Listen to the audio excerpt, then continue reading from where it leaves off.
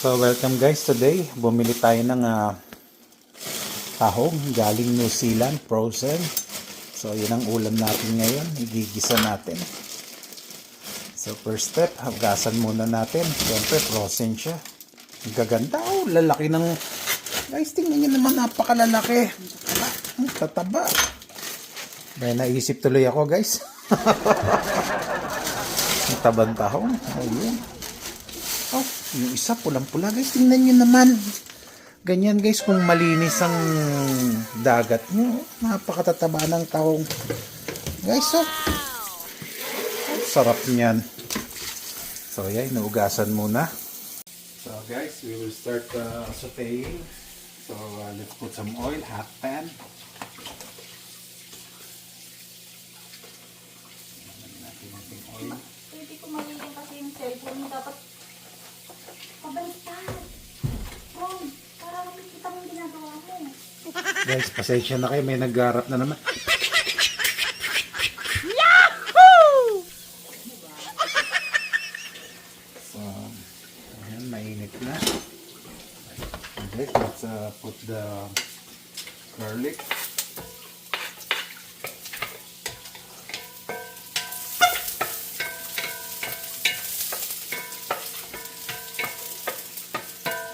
And put the onion.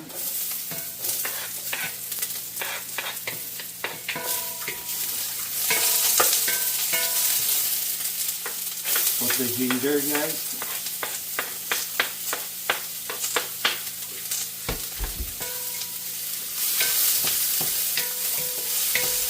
Then put the tomato.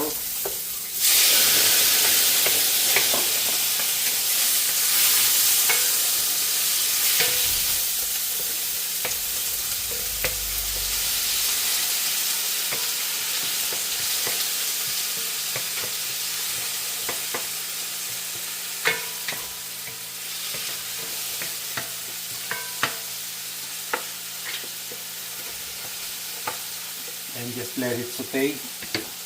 Let's put the mussels. There you go. Let's add some hot water.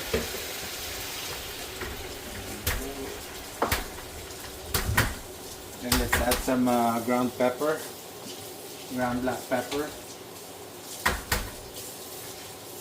So guys, tansyameter lang ang gamit natin dyan. It depends on you. And then we gonna add some salt. Salt namin nakalagay sa Coffee Mate.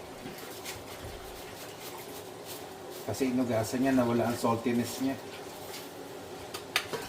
There you go.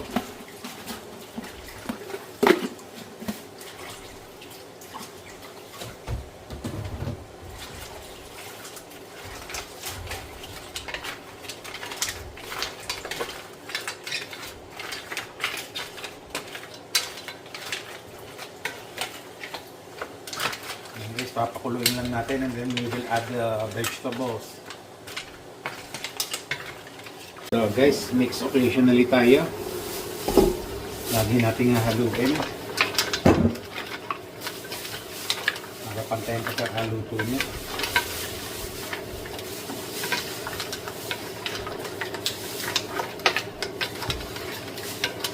So guys, by this moment, pwede na natin i-add yung gulay. Meron tayong ketchup. Para mas healthy guys.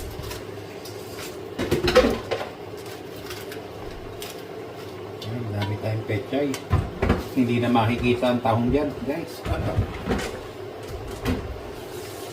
Let it boil again. Bago natin halutin.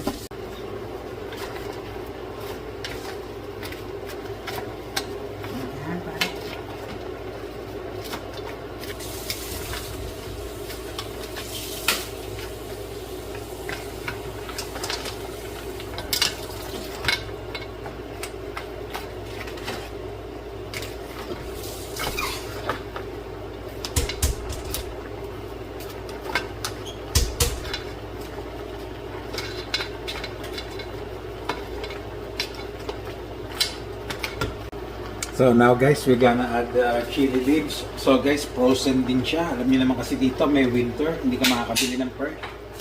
So frozen chili leaves. Ayan. Ang dahon ng sili.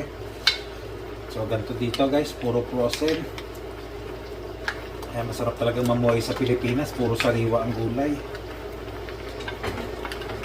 Ganyan lang natin. So, yan binlanch bago siya i-frozen. Ganun yung mga ginagawa sa gulay dito. So guys, isang kulo na lang. At luto na siya, pati gulay.